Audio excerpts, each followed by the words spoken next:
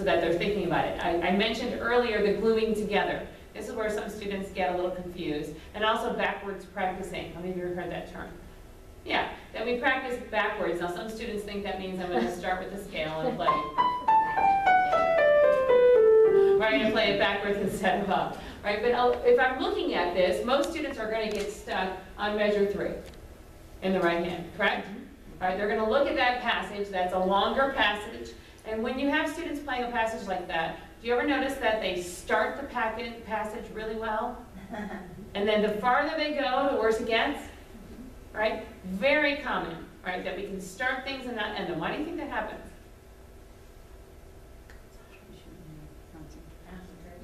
It's concentration, it's focus, we get lost in the ledger lines. Right? I think a lot of it is because of the way we practice, which is most of the students are going to start this.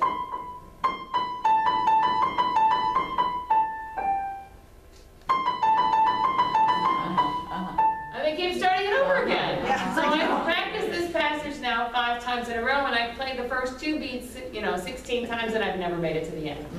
So I like to take a passage like this and tell my student, let's practice it backwards. Meaning I'm going to take the last beat of the passage, I'm going to start on the F sharp on beat 4, and starting with number 4, my correct finger, and just practice that. So I've got beat 4 down. Once they do that, I say, okay, let's go back to beat 3. Right? And I'm going to make sure they figure out, okay, look, I started on finger 4, I'm still going to be on finger 4, and I'm going to just practice playing beat 3 to the first note of beat 4. And that's what I mean by gluing it together. I don't want them to practice this and stop, because I need them to know what comes after it. Right? And this actually relates to muscle memory. Muscles do better when they know what happens next. Right? So by starting at the end of the passage, I'm actually helping to build the muscle memory more effectively in my hand. So I would just have them play these 4 notes. Same idea. Several times until they get the fingering, and once they're good at that, I let them glue them together by adding them together. So I would go. Right? And then I would go back another beat. So they would play this one. And then I'm going to have them do beats 2 and 3. And if they're good at that, I'm going to let them go all the way through. And I'm going to keep doing this, and you can see that by doing this, they're understanding the whole passage. They're just as good at beat 3 as they are at beat 1. They are seeing these little stopping points, so it doesn't just become this blur, which is what a lot of students see when they see that big, giant passage. It also helps them have little goals along the way that helps them to execute a difficult passage, either with the music or without it. So that's what I mean by gluing it together. Right? We always make sure we go forward onto what the next section would be so that our hand knows how to proceed. Yes? So that's just showing some specific techniques of how you would do that with a student. And these are great things to do with a student in their lesson, right? When you have that kid that didn't practice all week, this is a really productive way to spend the lesson instead of getting mad at them, which is really easy to do, right? And kind of thinking, oh, this lesson is a waste. I always just look at it as an opportunity. Okay, we're going to practice together. And I'm going to show you an effective way to do this, because hopefully by having a very specific direction, they're going to come back next week feeling like, okay, I knew how to accomplish that. And with that kind of focus, most of them feel better about doing that, right? I think a lot of students would benefit from thinking of their hands as athletes, right? That these are my 2 little athletes, and I have to train them. Have you ever watched a figure skater? Everybody's, I'm always fascinated whenever I see this. But if you watch them do one of these jumps, right, they are not thinking arm here, foot here, jump, right? They're not thinking all of these individual intricate motions that are involved in figure skating, right? They have drilled that move so many times that the muscles just do it, right? There is absolutely no thinking involved when they actually do that in a performance. They have done it so many times and drilled those motions that it's just automatic. No figure skater would ever train by, oh, I think I'll jump off my left foot this time. Okay, maybe this time, let's see if I can do it off my right foot. Or switching which foot they're going to land on or how they're going to hold their arm. It's very focused and very precise, right? Even with shooting baskets, it's the same thing, right? We're going to train our motion. We're going to think about how to do it. And we do it over and over and over again so we don't have to think. Likewise, pianists really should not be thinking about, oh, I think I'll play 4 on that note this time. Maybe I'll put 3 here. Or maybe I'll catch this note with the left hand this time. I had a student the other day who, getting ready for a recital on Saturday, and I said, have you thought about when that trill should stop? No? I'm like, well, because sometimes there's 3.5 beats in that measure, and sometimes there's 4. You might want to plan where the trill should stop so that it becomes something that is precise and done repeatedly. So even at an advanced level, students are more comfortable than they should be leaving things up to chance. Yeah. Right? And I would say I'm guilty. I've done the same thing until I had a teacher that said, well, you know, if you don't plan that, it's never going to come out the way you think it's going to come out. I'm like, yeah, I guess you're right. So making them plan it and think the same way so that they can use their muscles successfully, right, just by carefully training them and being very, very thoughtful about how they're going to get this to come out. Right? It's important, I'm going to say tempo. It's important to say that in all of this talk I've done so far, I have not once mentioned tempo. Right? I've never once said that they need to play with the right notes, the right fingering, the right rhythm, and a performance tempo. Right? Because most people in the early stages, I would say they persist in trying to play things at a tempo that they cannot play with any degree of accuracy. Right? And this is really hard with younger students. I mean, I totally understand that. It's really, really hard to get them to understand. And so a lot of times I find it's very successful if they can play with the metronome to get them to have some restraint by giving tempos with the metronome, or just giving them a specific speed that they can play at so that they understand what I mean by slow. What I often find is my definition of slow is not at all the same as what all my students define slow. But I think a lot of us persist in playing things at a tempo that's too fast. So I like to define slow for my students. This is what it's going to be. And also understand that our goal in the early stages is not a performance tempo. Right? I find that there are pieces I played 15 years ago that if I were to play them now, I could probably play faster. Right? Or things that I played and that I performed in the fall, maybe I put away and I bring them back in the spring. I can play these at a faster tempo now too. Right? That we don't always have to get to a specific point. Right? A lot of tempo is ambiguous. And we can really be focusing more on one that's going to help us to be successful rather than a specific goal. Even if a composer has written a tempo on a piece, I don't think it's as important to play at that tempo as it is to capture the character of the piece.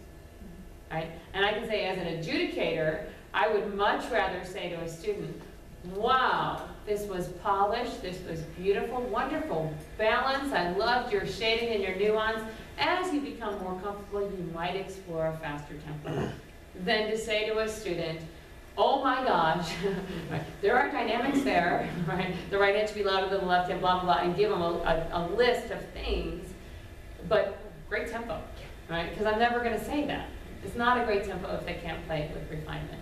And that's something to think about as you prepare your students for events too, right? I think it's really detrimental in the early stages of learning to focus on a specific speed, right? And so the same idea, I do think building speed is important. I don't want you to act like it doesn't matter, right? And I think a lot of pianists, especially at the advanced level, will say, well, I can't sit there and practice this slow if I have to practice it, if I have to perform it fast, right? One of the issues that comes up is that there are motions that we do that work perfectly at a slow tempo. And then when you realize that the piece has to go twice as fast, I'm like, oh, I guess I can't do this lovely dropping motion into the left hand because I actually have to go boom and nail it in a different way, right? So thinking about what the performance tempo is important when you're establishing technique or even fingering, right? There are fingerings that work at a slow tempo that don't work at a fast tempo, right? So it is important that we try to assess how something is going to work at a faster tempo, even in the beginner stages. And that can be even just through a hand separate idea or thinking about how is this motion going to work when I try to speed up. We also can make adjustments as the tempo increases, right? And I've changed the fingering when I'm like, oh gosh, man, that was a great fingering when I was playing at 60 and not so great at 120, right? And then you just kind of start the process over again and reevaluate. But it is important that you think about how the speed will go eventually when you're establishing a routine at the beginning. I think something that also gets neglected in these earlier stages is musical refinement. Right? How many of you had a student say to you that they're going to add the dynamics later? Yeah. Can I just add one thing? Yep, please. I had a student, an advanced student, who said to me one time, "You know, this is where you and I differ," he said. He said, "I like to get the notes right first, and then I think about the rhythm after I get all the notes right." I said, "Well, don't go to any college professor and tell him I was your teacher." I said, "You will be the loudest stuff." Can you believe it? No, I can't believe what some of this is. But you should hear what my children say to me. I did tell I had my 11-year-old, I told him one year he had to refer to me as Dr. Petrella whenever we were at the I love it. because he was entirely too comfortable trying to tell me that I didn't know anything. Right? But yeah, I have students tell me this all the time.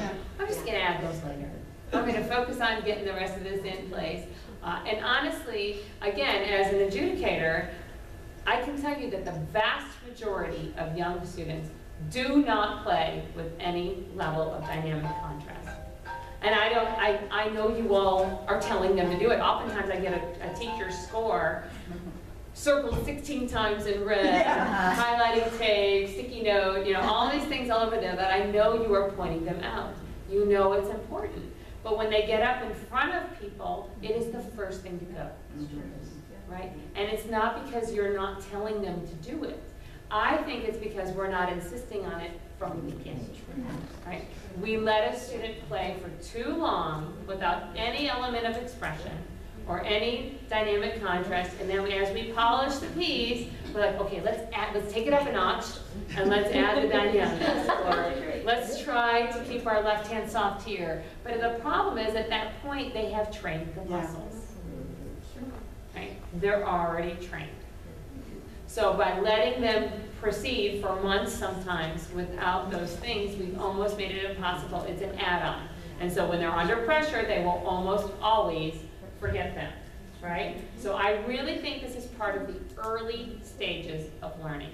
It's not late. And then so what happens is we focus on getting it right, getting the notes, getting the rhythm, getting it memorized, and then, okay, let's add the pretty stuff, right? And it has to be something we do from the beginning. So I think you consider balance, you consider phrasing, and you consider dynamics in the early stages. That is not something we ignore and add later. Students need to play very slowly, not just with technical accuracy, but with musical accuracy, right? And so we're not going to let this slide for weeks on end. It's going to be insisting that this is in the right place as soon as we can get it there, so it's part of what they do. Yes? Muscles are used differently when they play forte than when they play piano. So it's back to that idea of I'm training my muscles to do something. And so if I expect this passage to have a big sound and I let my student proceed in playing like this, they're ingraining the wrong approach, right? Same thing with balance, anything that you're talking about. So don't let them waste that muscle memory on the wrong thing, because then they have to retrain it, right? I think this is part of the foundation of I'm playing it right over and over again, right? And developing a sense of these elements early on will actually help them when they memorize it. Right, because it's part of what they memorize as well. After they've done this, right, I think the next step is memory. And I put really, right, because a lot of teachers let memory happen. Right? And one of the things I talk about with the college students is there's a big difference between teaching a pre-collegiate pianist and a collegiate pianist. And the big difference is really in the timeline. Right? When I was a pre-collegiate student, I would usually start whatever pieces I was going to play over an academic year over the summer.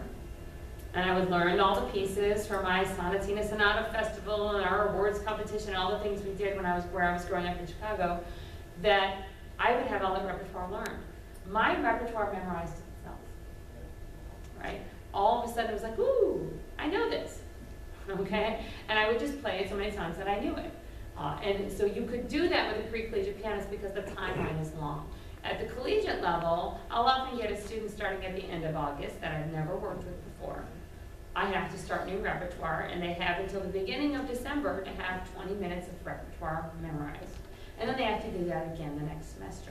So they have to be able to learn repertoire, memorize it deliberately, and perform it on a smaller time frame. And honestly, this is what trips up a lot of our undergraduate piano majors. This is what sticks them, is they're not used to this timeline and having to be deliberate in the learning process. They're used to things just kind of happening, right? And so I spent a lot of time teaching freshmen how this can happen and how to do this, and that's where some of this stuff comes from. But I think a lot of teachers are surprised when I say this memory happens this soon, right? To me, memory comes right at the beginning, right? As soon as they can play it with accuracy, like that's important, right? I don't want them to memorize it wrong, so it's right, but it's got dynamics, phrasing, nuance, everything is in place. It may be slow, right? But now we're ready to memorize, right? I think a lot of pianists memorize by a method that I like to call close the book and see how far I can go. Right? I am so guilty of this. When I was a kid, it was, hey, it's memorized. Look. All right, open it up. Okay, I got stuck there. Played that 5 times. All right, I've got that. Right? They close the book, and I all of a sudden, look, magically, it's memorized. This works for a lot of people, right? Because just the sheer repetition, they're relying on muscle memory, probably some oral perception. But the problem is, when I get up on stage, what happens? I write those pesky questions. How many of you have read like either Soprano in Her Head or Inner Game of Music? Right? It's all about that inner voice in your head. All right, and it asks those questions. You're on stage, and you know what? That voice never asks you questions in the practice. Yeah, really. You know, you're saying it's really not fair. But it really doesn't. I mean, I can remember like one of the very first, I don't think I ever had a memory slip in a performance until I was probably a sophomore in college, right? And I was actually playing with the orchestra, and I looked down and I was like, does that start with a B flat or a C? You know? And I was like, ooh! And there's this sheer moment of, I don't know, right? And that's those questions that come up in performance aren't answered by the close the book and see how far you can go. So when we let students do that, we kind of set them up, right? And a lot of the common problems that students have in performance are related to the way that they chose to memorize the music, right? So if we take a student and we let them wait until they've been playing a piece so long that the piece actually memorizes itself, we have develop the muscle memory and the oral perception to such a high level that they can overly rely on those 2 senses, right? We have actually kind of made a mistake, and we've let them, encourage them and to rely on the muscles and the oral perception. So we need to understand that while the muscle memory is important and beneficial, it is the absolute worst sense to rely on in terms of memorizing the music, right? And that's the catch-22. So I just told you memory muscles are good. Right? It's a good foundation, but it's really an awful thing to rely on when we're in front of people. Right? So we've all been up on stage. We don't want to have that question of what key am I in? Where does my left hand start? We've all had that experience of students playing a piece in their lesson, right? And then all of a sudden they say, I went fine at home. I could do it at home. Right? You have to talk about that. My gift to you. It says I played it better at home. She put this on Facebook. They went fine at home, and that's really because when they were at home, they were not nervous, and the voice in their head was not asking questions. So how do we have a secure memory? All right. People ask this question all the time. Right? All the time. There are 4 aspects of memory. Oral. What does it sound like? Right? I just told you students know this. This is what they're good at. Visual. What does it look like? This catches a lot of people because when we learn a piece of music, what are we looking at? The score, right? And when we play by memory, what are we looking at? The hand. But we actually have to learn it twice. I have to learn what it looked like up here, and I have to learn what it looked like down here. I have to tell you, one of my biggest pet peeves is watching a student who's forgetting, and they do this. Yeah. And then look up. And to me, that's somebody that has not thought about what this looks like here. They're trying to like conjure up some image of the score, I don't know, or maybe look a little bit, I don't know, lang-ish. Right? But I really think that if you think